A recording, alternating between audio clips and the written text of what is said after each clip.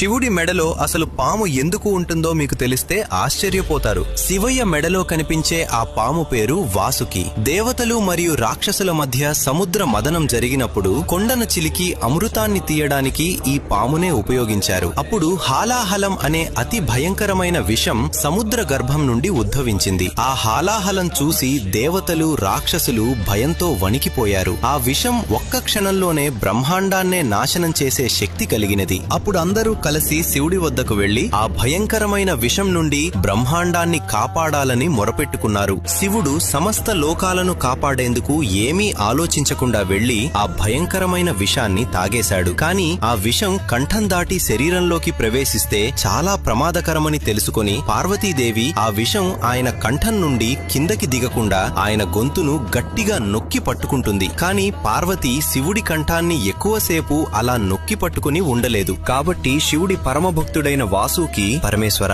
నేను మీ మెడను చుట్టుకుని ఈ విషం కిందికి దిగకుండా ఆపుతాను, అంతేకాదు మీ మెడలో అలంకారంగా మీతోనే ఉండిపోతాను అని వేడుకున్నాడు. శివుడు చిరునవ్వుతో అంగీకరించాడు. అప్పటి నుంచే వాసుకి శివయ్య మెడలో శాశ్వతంగా నిలిచిపోయాడు. ఫ్రెండ్స్, శివయ్య ఆశీస్సుల కోసం అందరూ ఓం నమః శివాయ అని కామెంట్ చేయండి.